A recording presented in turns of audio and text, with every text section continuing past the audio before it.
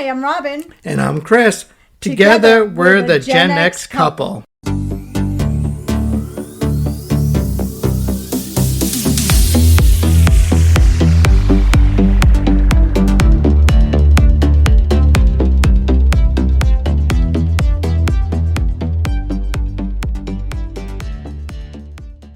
Hey guys. Take one. Hello, everyone. Hey, the last two we did on take one. I don't want to jinx us, but I think we're killing it over here. We might be considered experts now. I'm pretty sure you're right. So, welcome back. As we hinted at last week, well, we didn't hint, we flat out told you, but we're going to be talking about one of our all-time favorite topics, and that's Disney. I'm so excited to be talking about Disney. If you've been around here a while, you know that we're a big Disney family. We love all things Disney. Yeah, we are full-fledged Disney adults. And we have raised our children to love Disney as much as we love Disney. Together, we've been to Walt Disney World in Florida over a dozen times, and a few times separately before we even knew each other. Yeah, so what Chris is saying is that we've learned a thing or two over the years. I personally have helped several people plan their trips, and we thought it would be good to do an episode or two on planning your own magical vacation to Disney World. As I sat down to make my notes, it's going to be a 4-part episode. I had originally thought it would be 2, but there's just too much, and we didn't want to overwhelm people, so it's going to be a 4-part series. And this way, hopefully, you'll be able to plan your own amazing Walt Disney World, and hopefully our tips will help you.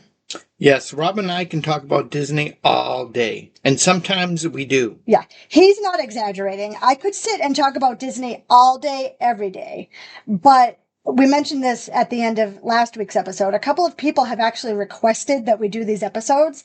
So, like I said, I made a list of everything. It's very highly detailed. And after listening to these 4 episodes, you should be able to plan your own trip to Walt Disney World. There is a lot to cover, and we know it can be confusing, especially if you've never been there before.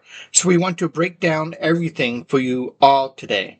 Yeah, I remember my first trip.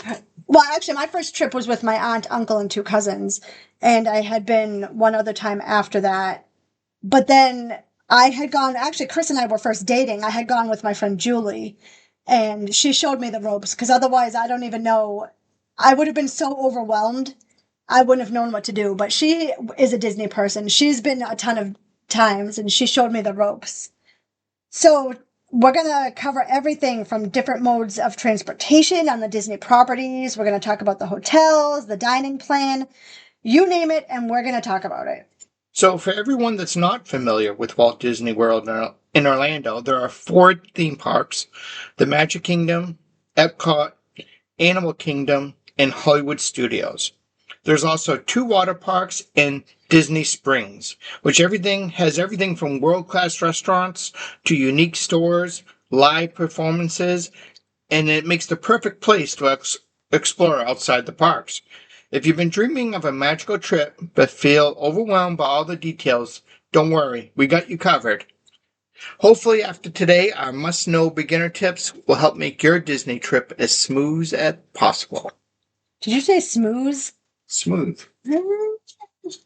So first up, step 1 before anything else, download the My Disney Experience app. This app is your key to managing park reservations, mobile food orders, ride wait times, and so much more. Your hotel key. I'm trying to think if it does anything else. It does, but I can't. What about your favorite thing? A countdown? It gives you your countdown to your Disney vacation? Yes, it does. And we will mention that too. But it does do a countdown. So you can click in at any time after you book your trip and see how many days you have left until your trip. We have 3 countdowns going on right now. Chris and I have a trip to Disney World. We're recording this before. This is going to actually air after we get back from that trip, because we're recording in advance. But so right now we have Chris and I on a lone trip in April. We're going to Disneyland Paris in June. That was a squeal of joy. And then we're going back to Walt Disney World in August, because we take the kids every year. But anyway, back to the app. Think of it as your Disney trip control center. And we will definitely circle back to the app later. I'm going to mention it a bunch of times. And So don't worry about that. Stay tuned. Just download the app for now. So when it comes to booking, a lot of people think or assume that you need a travel agent or that it's a long, complicated process to lock in your trip. But honestly, guys, it's super simple. You can book your entire Disney vacation right on your phone through the official Disney website. It just takes a $200 deposit to secure your reservation, and then you can pay off the rest over time. So that's right. You don't have to pay it all at once. You can, but you don't have to. We usually call, and all of the cast members are so incredibly knowledgeable and helpful. They can answer any question you can come up with. Yeah, that actually goes for all Disney cast members. You're probably thinking, what's a cast member? A cast member is a term used by Disney to refer to employees at the theme parks and resorts. Actually, anybody that works for Disney is a cast member. The term comes from Walt Disney's use of theatrical terms to describe park operations. And you can view your booking and reservations in that. Isn't that correct? Yes. The My Disney Experience app is where you'll go to see all your reservations. And like Chris said a few minutes ago, you can click in and get your countdown to see how many days you have left until your trip. When you are booking your trip, make sure you make hotel reservations and get your park tickets. And there are several different types of park tickets, and I thought it would be helpful to include a breakdown so that it doesn't get confusing. So first up, there's the standard 1 day per park day ticket. Did I say that right? Yes. So it's a one park per day ticket. And this is the most basic option. So you pick a set number of days, and if you do this option, you can visit one of the Disney parks each day. So you pick which one you want to go to on whichever day. So Magic Kingdom, Epcot, Hollywood Studios, or Animal Kingdom. And this is a great chance if you plan. Did I say chance? This is a great choice. I'm getting so excited to talk about Disney. I'm like messing up. But this is a great choice if you plan to take your time and fully enjoy each park without hopping in between them. With this option, you can leave the park and go back to your hotel for a break during the day, but you must return to the same park. There's no park hopping with this option. But if you want more flexibility, then you might want to consider the park hopper ticket. This allows you to visit multiple parks in a single day. So you can start your morning at the Magic Kingdom and then head over to Epcot for dinner. Now, if you want more adventure, and there actually is even more adventure, there's the Park Hopper Plus option. So that ticket includes park hopping and access to Disney's water parks, golf courses, and mini golf courses. So it's perfect if you want to mix in some non-park fun. How many parks have we visited one day? 2? I think that was our limit. I don't know. I'm trying to think back. We've been so many times. I think just 2, although... I don't think we've done more than 2 in a day. I don't think we've done more than 2, because by the time you get to the front of the park, and there's a lot of walking involved on Disney trips. I think 2. I think 2. There's a 4-park challenge that some people do. That's too much, even for me. Yes. I have no desire to go to 4 parks in one day. I know what I like at this point, and I want to do the things I like, but I like to take my time too, because sometimes the mood just strikes you and you want to go do something else. But back to the ticket options, I just also wanted to mention Disney also has after hours and special event tickets like Mickey's Not So Scary Halloween Party or Mickey's Very Merry Christmas Party. And we are going to get into more details about those, I think probably like in the last part. I forget where it falls on my outline, but I think it's near the end. Those things, the after hours, the Halloween and the Christmas party, are separately ticketed events. So that means you don't need a regular park ticket for that day. You just need the event ticket, which gets you in during the late afternoon and lets you stay past regular park hours. So I think it's 4:00 for the parties, the Halloween and the Christmas party. I'm not sure about the after hours because we've never done the after hours because that's way too late for us. It is too late. And last but not least, I did want to just mention for the Disney super fans, there is an annual pass option. There's a Florida resident option and a non-Florida resident option. And someday that will be us. Someday. And the annual passes give you year-round access, but there are blackout dates depending on which tier you choose. So which ticket is right for you? It's hard to say. If you're visiting for a few days and want to take it slow, the standard ticket works great. If you love flexibility and maximizing your time, the Park Hopper might be the way to go. And if you want extra perks like the water parks, the Park Hopper Plus might be worth it. That was a lot of information. I know it was. But it's important to know what kind of ticket options are available. And that way, if you don't feel comfortable calling to book it yourself, booking it on the app or whatever, if you don't feel comfortable, go to a travel agent. Honestly, I mean, I feel like I broke it down for you guys. It is confusing, but if you still feel iffy, just go to a travel agent. Anyone that books Disney has to go through training courses, so they're pretty knowledgeable. So we've talked about the tickets. Now let's move on to the next stage, and we'll talk about the hotels on the Disney property. Yeah, you're right. The Disney property in Orlando is literally the size of a town. So in addition to the theme parks, Disney Springs, water parks, golf courses, mini golf courses, there are over 25 resort hotels on the property. So I thought it would be helpful to break down the hotels on the Disney property and what category they fall into, because let's be real, Disney has a hotel for every budget. All right, first up, let's talk the value resorts.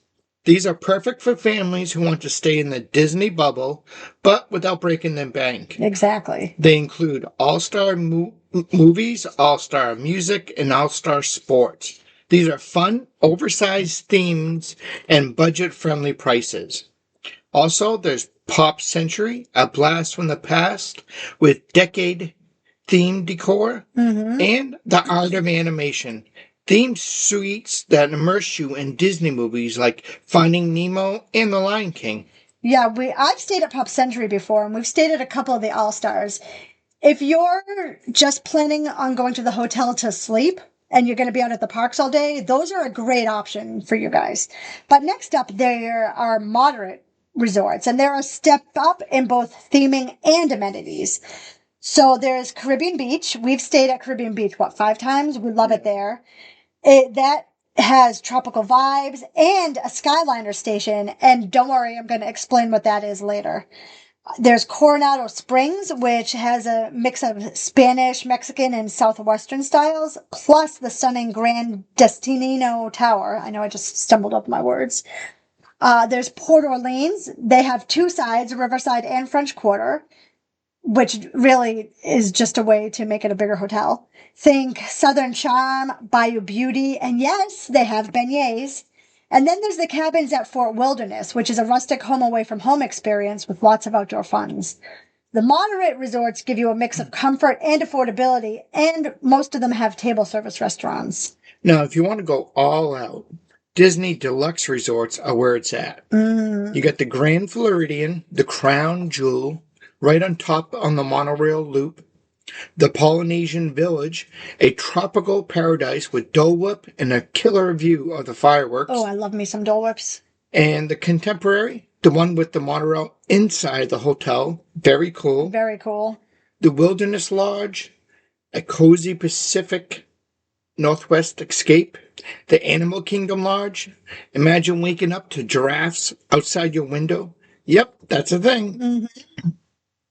And the Beach and Yacht Club, excuse me, these two share Stormalong Bay, basically the best pool on Disney property. It's definitely the best pool on Disney property. 100%, there's no argument. And the last one, Boardwalk Inn. Classic Coney Island vibes with nightlife right outside your door. The deluxe resorts come with bigger rooms, more dining options, and the best locations, many within walking distance of the parks. Yeah, the Beach and Yacht Club is our home base. We stay there Every once in a while.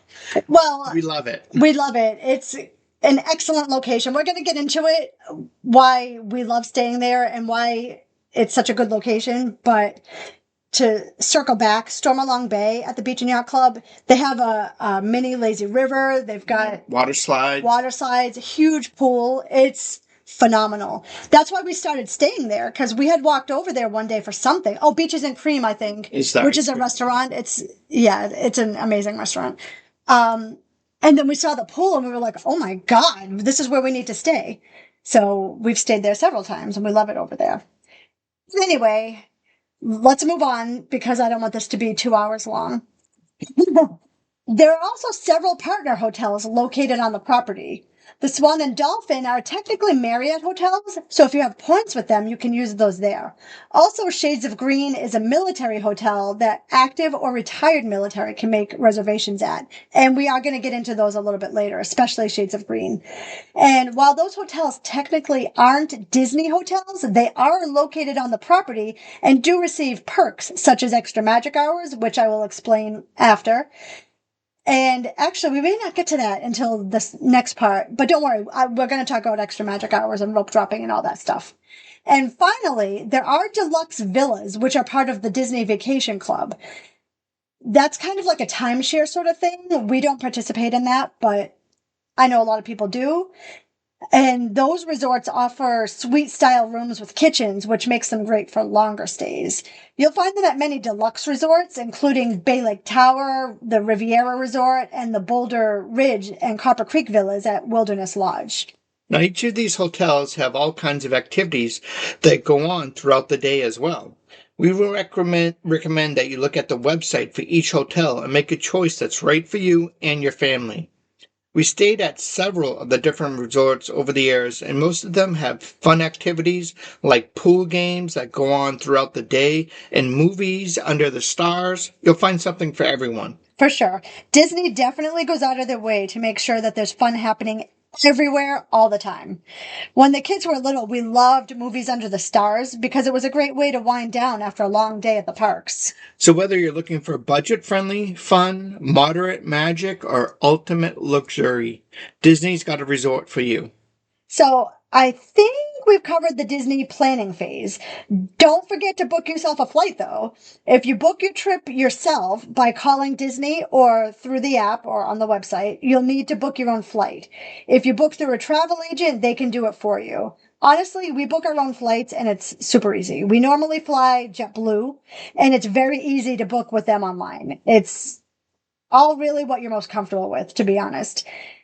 For your information, the airport code for the Orlando International Airport is MCO. So look for that when you're booking your flight. Okay, so next step. You got your trip booked. It's time to fly to Orlando. Yes. So I'm so excited just thinking about it. So you touch down at the Orlando International Airport, aka MCO, and here's what you do when you land. First things first, let's talk about the baggage claim. Orlando's airport has 3 main terminals, A, B, and C. I don't think you said that. JetBlue is in Terminal C, Southwest is in Terminal A, and I believe Delta is in Terminal B. Okay, so you've deplaned now. Let's go grab those bags. Once you step off the plane, head down to level 2 if you have checked luggage. The baggage claim is split between Terminal A and Terminal B, so double check your airline before wandering in the wrong direction. But hey, if you do get lost, just look up. MCO has plenty of signs to guide you along. Okay, so your bags are in your hand. Now it's time to figure out your next move, ground transportation. Here's the breakdown. Rental cars. If you're renting a car, head down to level 1. The rental car counters are inside the terminal, and many companies have cars just a short walk away in the garage. And then there's ride shares, Uber and Lyft, also on level 1. But make sure you go to the right pickup area, as the signage will point you to the designated zones. And then there's shuttles and buses. Many hotels have resorts offer complimentary shuttles, so check ahead to see if yours does. And if you're heading to Disney and book Mears Connect or Sunshine Flyer, you'll find their check-in desk in Terminal B, Level 1. And then there's taxis and private car services. You can grab a taxi or pre-book a car service from level 1 too. And if you're staying at a Disney hotel, this could be a hassle-free way to start your trip. So if you're staying at a Disney hotel and this isn't your first trip to Disney World, you might remember the old Magical Express service.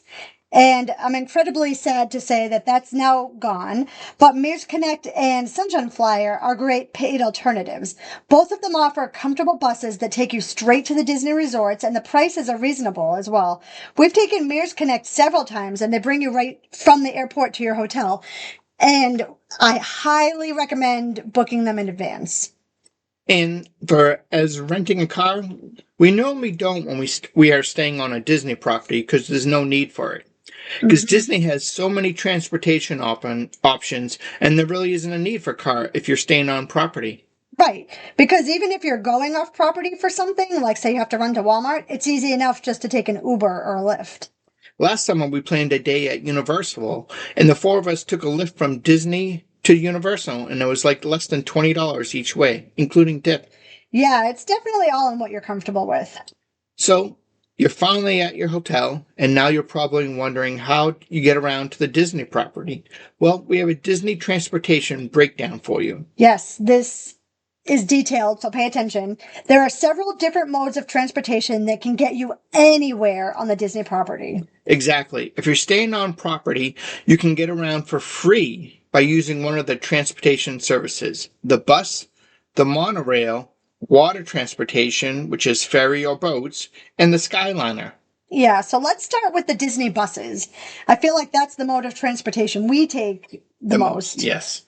So they on fairly regular schedules, which makes planning your day and how to get around pretty seamless. Generally, transportation services begin about 45 minutes to an hour before the parks open and stop about an hour after park closes.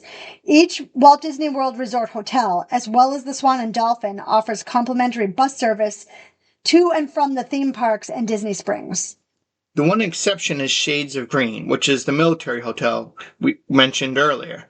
While it's technically located on Disney property, it is not a Disney hotel, and they have their own bus service that goes back and forth to the Ticket and Transportation Center. From there, you can catch a bus to where you're going, or the monorail to Epcot, or the Magic Kingdom, or the ferry to Magic Kingdom. Yeah, and unfortunately, there is no direct bus service between the theme parks and Disney Springs, so you would need to take a bus to one of the hotels first and then transfer from there. If you're planning on rope dropping, which we will explain rope dropping 101 in one of the future episodes, be on the lookout for the bus at least an hour before the parks open, or just rideshare, so Uber or Lyft. Now, let's talk about some of the water transportation option at Walt Disney World. We mentioned it before, but there is a ferry that runs between the Magic Kingdom and the Ticket and Transportation Center. They run on a 15 to 30-minute intervals, so if you're staying at a hotel in the Magic Kingdom area, there's a water taxi option that will bring you to the resort. Those resorts are the Contemporary, the Polynesian, the Grand Floridian, or Fort Wilderness.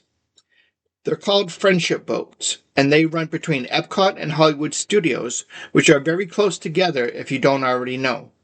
The friendship boats stop at the following locations along the way between the two parks: the Boardwalk Hotel, the Beach and Yacht Club, which share a stop, and the Swan and Dolphin will also share a stop.